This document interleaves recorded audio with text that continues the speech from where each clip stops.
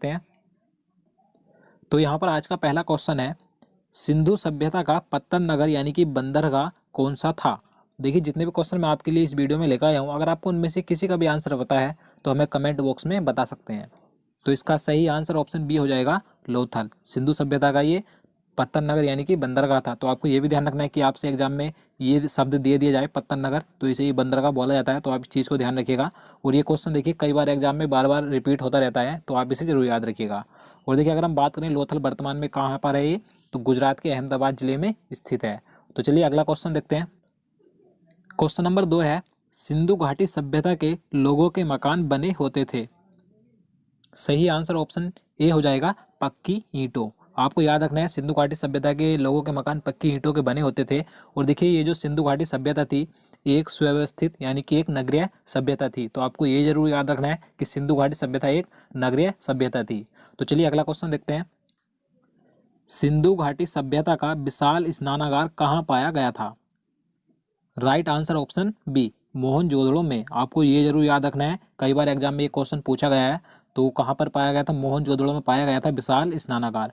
और देखिए इस स्नानागार का प्रयोग आम जनता के लिए विशेष आयोजनों के लिए किया जाता था। और देखिए मैं आपको मोहनजोदड़ो के बारे में कुछ और पॉइंट बता देता हूँ जो कि एग्जाम में पूछे जाते हैं। मोहनजोदड़ो को मृतकों का टीला कहा जाता है, आपको याद रखना है। और देखिए मोहनजोदड़ो की खोज राखल दास बनर्जी ने 1922 ईस्वी में की थी। तो आपको ये डेट याद रखनी है। और देखिए वर्तमान में मोहनजोदड़ो पाकिस्तान के सिंध प्रांत के लारकाना जिले में सिंधु नदी के किनारे स्थित है। तो आपको ये सभी पॉइंट याद रखने हैं। तो चलिए अगला क्वेश्चन देखते हैं। क्वेश्चन नंबर 4 है, भारत में सबसे पहले खोजा गया शहर कौन सा था।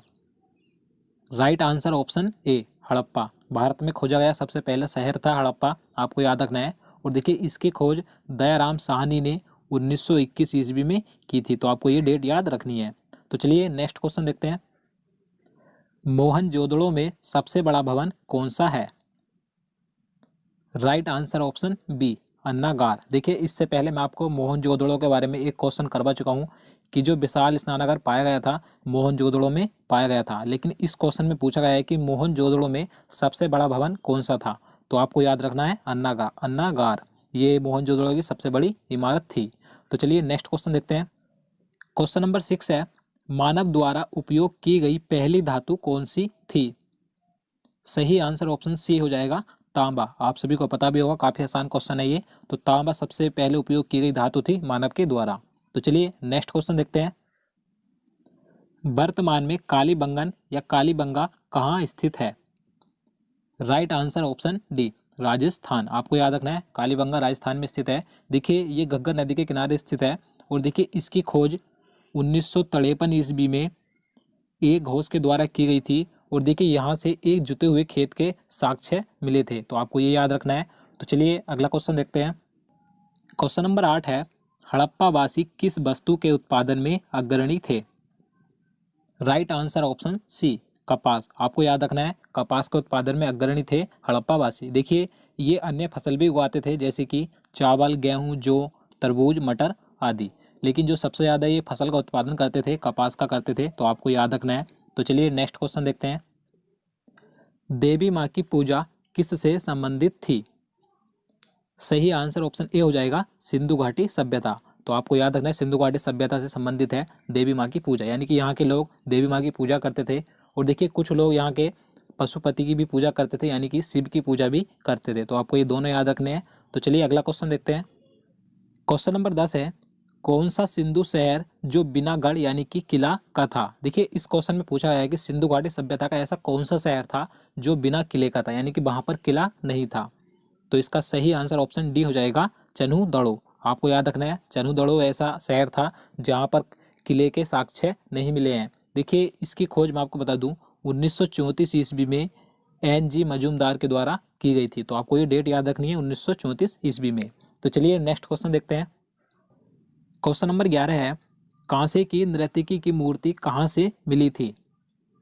सही आंसर ऑप्शन ए, मोहनजोदड़ो से। आपको याद रखना है आपने पढ़ा होगा कांसे की एक जो स्त्री की मूर्ति थी नृत्य करती हुई, तो मोहनजोदड़ो से प्राप्त हुई थी। तो आपको याद रखना है। तो चलिए अगला क्वेश्चन देखते हैं।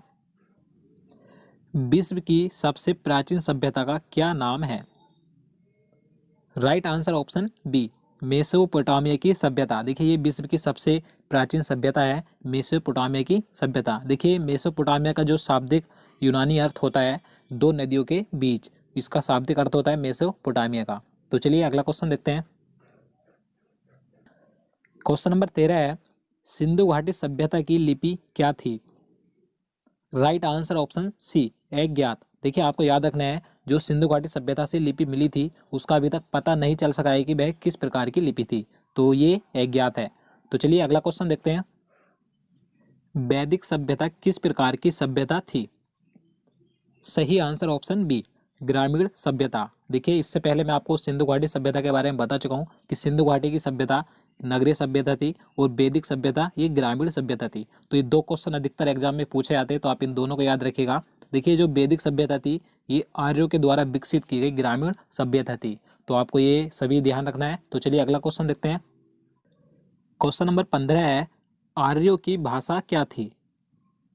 Right answer option C Sanskrit. आपको याद रखना है आर्यों की भाषा संस्कृत थी। तो चलिए अगला क्वेश्चन देखते हैं। आर्य भारत में सर्वप्रथम कहाँ आकर बसे थे? सही आंसर ऑप्शन सी सप्त सिंधु क्षेत्र। देखिए यह क्षेत्र आधुनिक पंजाब तथा उसके आसपास का क्षेत्र है, तो आपको याद रखना है आर्य सर्वप्रथम सप्त सिंधु क्षेत्र में आकर बसे थे। देखिए अगर हम बात करें कि आर्यों का मूल निवास स्थान क्या था, देखिए इसके लिए कई विद्वानों के अलग अलग मत हैं, लेकिन मैक्स मूलर के अनुसार इनका मूल निवास मध्य एशिया था, तो आपको याद रखना है। तो चलिए नेक्स्ट क्वेश्चन देखते हैं। वैदिक लोगों द्वारा किस धातु का प्रयोग पहले किया गया था?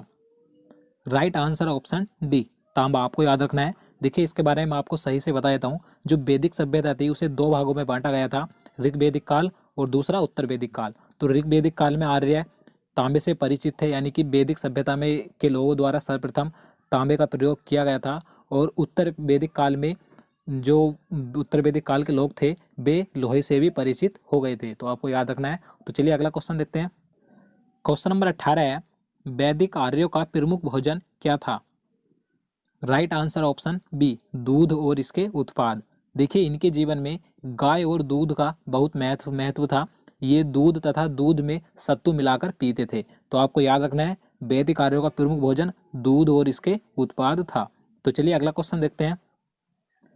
आर्य शब्द का शाब्दिक अर्थ क्या है? सही आंसर ऑप्शन बी श्रेष्ठ या कुलीन। तो आपको याद रखना है आर्य शब्द का जो शाब्दिक अर्थ होता है श्रेष्ठ या कुलीन होता है। तो नेक्स्ट क्वेश्चन देखते हैं। क्वेश्चन नंबर 20 है, ऋग्वैदिक आर्यों का मुख्य व्यवसाय क्या था?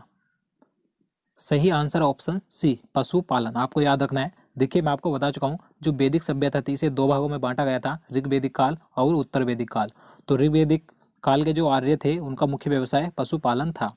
तो चलिए अगला क्वेश्चन देखते हैं। प्रसिद्ध गायत्री मंत्र किससे लिया गया है?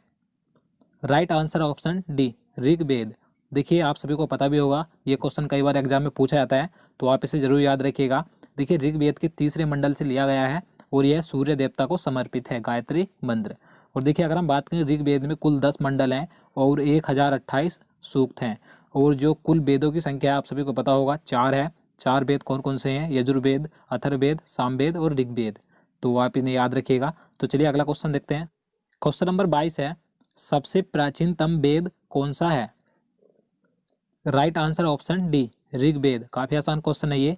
अगर हम बात करें सबसे बाद का वेद कौन सा है, तो सबसे बाद का वेद अथर्ववेद है और सबसे प्राचीनतम यानी कि सबसे पहला वेद ऋग्वेद है। तो आप इन दोनों को याद रखिएगा।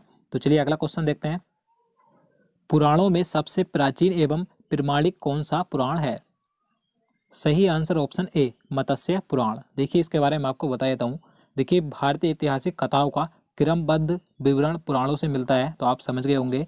देखिए कुल पुराणों की संख्या 18 है, लेकिन इनमें से सिर्फ 5 ही पुराण ऐसे हैं जिनमें राजाओं की वंशावली पाई जाती है। तो चलिए अगला क्वेश्चन देखते हैं। क्वेश्चन नंबर 24 है, ऋग्वेद का कौन सा मंडल सोम देवता को समर्पित है? सही आंसर ऑप्शन ए हो जाएगा नोवा मंडल। मैं आपको बता चुका हूँ जो ऋग्वेद में कुल मंडल हैं 10 हैं, तो इनमें से जो नोवा मंडल है ये सोम देवता को समर्पित है। तो आप इसे याद रखिए, कई बार एग्जाम में ये भी पूछा जाता है। तो चलिए अगला क्वेश्चन देखते हैं। किस वेद में बलि सूत्रों का जिक्र किया गया है? Right answer option A Yajurveda. आपको याद रखना है बलि सूत्रों का जिक्र यजुर्वेद में किया गया है और अगर हम बात करें यहाँ पर अथर्ववेद की, अथर्ववेद में जादू टोनों से संबंधित है ये। और जो सामवेद है ये संगीत से संबंधित है। और ऋग्वेद ये प्रारंभिक कार्यों के विस्तार से संबंधित है। तो आप इन चारों को याद रखिएगा। तो दोस्तों आज के लिए इतना ही। उम्मीद करता हूँ आपको वीडियो पसंद आया होगा। अगर आपको वीडियो अच्छा लगा हो तो प्लीज़ लाइक ज़रूर करना और चैनल को भी सब्सक्राइब करना। और